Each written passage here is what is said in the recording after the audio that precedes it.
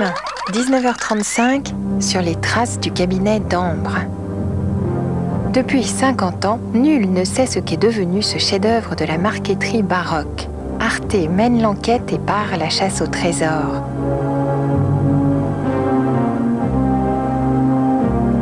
Sur les traces du cabinet d'Ambre, demain sur Arte. Transit, le magazine de la rédaction d'Arte avec Daniel Lecomte.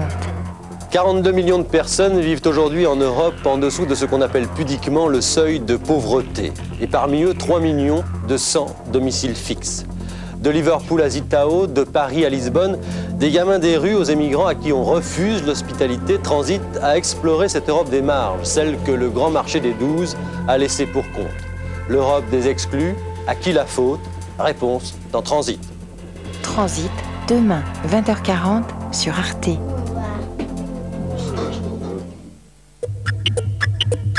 Sur Arte, l'heure, c'est l'heure. Quand il est 20h30 sur les bords de la Marne, les amoureux s'enlacent. Et il est la même heure, Piazza del Popolo.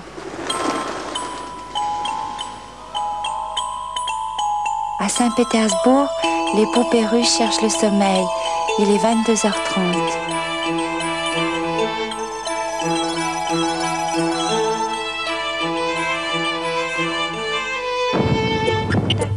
Sur Arte, l'heure, c'est l'heure.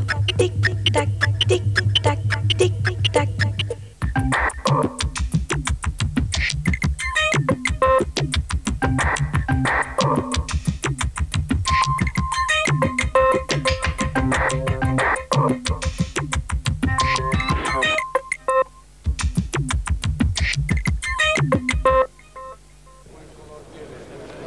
La danse d'un guerrier Xhosa en plein Parlement, c'est toute l'Afrique du Sud qui bascule. Un Parlement à majorité noire, Mandela qui embrasse son adversaire de l'Inkatha, Buthelezi. C'était ce matin, quelques minutes avant que Nelson Mandela ne devienne officiellement président de la République, le premier président noir du pays. Émotion au Parlement, mais surtout dehors, où 100 000 personnes attendent le discours du chef de l'État. C'est le prix Nobel de la paix, Desmond Tutu, qui chauffe la foule. What have we said to injustice? What have we said to oppression? What have we said to hatred? What have we said to violence? What have we said to freedom? What have we said to reconciliation? Yes! What have we said to peace? Non à la violence et au racisme, oui à la paix. Une page de l'histoire est tournée, le président Mandela peut apparaître à la tribune.